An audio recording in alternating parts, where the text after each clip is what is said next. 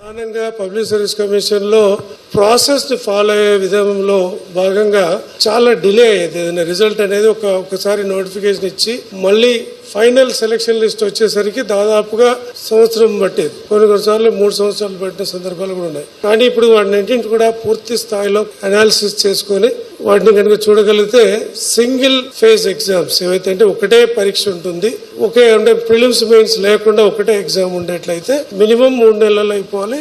Maximum పోతే 6 నెలలకు మించి జరగడానికి వీల్లేదు. అది మా ఇంటర్నల్ SOP లాగా పెట్టుకున్నాం. ఆ రకంగా వెళ్ళడానికి మనం పూర్తి స్థాయిలో సిద్ధంగా ఉన్నాం. ప్రధానంగా ఇప్పుడు కంప్యూటర్ యుగంలో ఉన్నాం. మనం ప్రతి దాంట్లో కంప్యూటర్స్ మస్ట్ కాబట్టి వీటినన్నిటిని అధిగమించేకి ఇది బాగా పనికొస్తుంది. ఇది కంప్యూటర్ బేస్డ్. అంటే రేపు ఎగ్జామ్ అనగా ఈ రోజు కూడా క్వశ్చన్ పేపర్ సిద్ధం అవ్వదు. Question paper will be prepared on the day before the exam only. ఈ రకంగా చాలా విషయాల మీద మేము పూర్తి స్థాయిలో నిర్ణయం తీసుకుంటున్నాం. త్వరలోనే మీకు ఎవ్రీ వన్స్ ఇన్ వైల్ మనం కూర్చున్నప్పుడు రెగ్యులర్ బేసిస్ లో ఇవి మీకు చెప్తాం.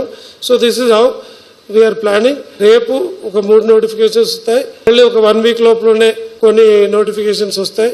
ఈ నెలలో కొంచెం ఎక్కువ నోటిఫికేషన్స్ ఇస్తాం. ఇంకొక 3, ఇప్పుడు ఇంకొక అనదర్ 3. ఈ నెలలోనే రఫ్లీ 5 to 6 నోటిఫికేషన్స్ ఉంటాయి.